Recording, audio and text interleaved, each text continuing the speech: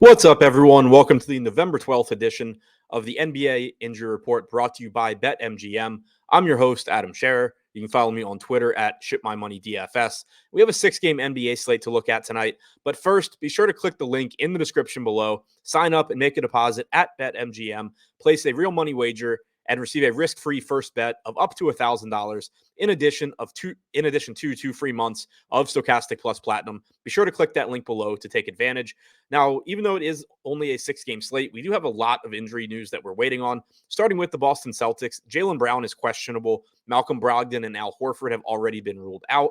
If Brown misses this game, you can expect increased production for Jason Tatum, but also a lot of playing time to go around for guys like Derek White, Peyton Pritchard, Sam Hauser, all very, very inexpensive options, not to mention the front court guys that are going to get more minutes with Al Horford out. If Brown is out, you're just going to get a lot of extra minutes for the guards and wings for the Celtics. For Detroit, Alec Burks is questionable. Cade Cunningham has already been ruled out. Marvin Bagley is probable to make his season debut tonight. We actually saw 25 minutes from Burks last night, and he did actually cut into Jaden Ivey's playing time a bit. I don't think that will be the case if Ivey's playing well. He wasn't last night, so it made it really easy for Burks to take minutes from him. But if Burks is out, it does certainly help to solidify minutes for Ivey, as well as for some combination of Killian Hayes and Corey Joseph, who got the start in place of Cunningham yesterday, but then only played 6 minutes, in part because of foul trouble.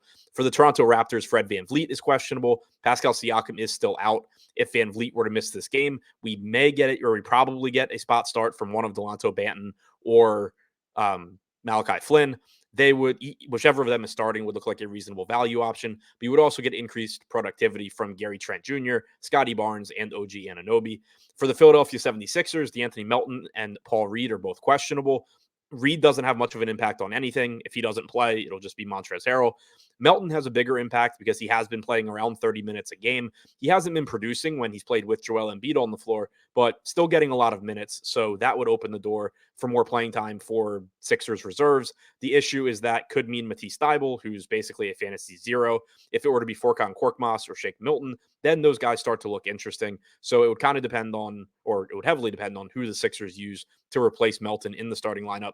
For the Charlotte Hornets, LaMelo Ball was upgraded to questionable. If he plays today, it will be his first game of the season.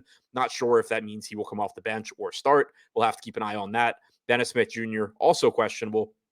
So if Ball is out, then obviously it's status quo. We've had this the entire season so far for the Hornets. If Dennis Smith Jr. is also out, you probably get McDaniels in the starting lineup, and he would play a lot of minutes.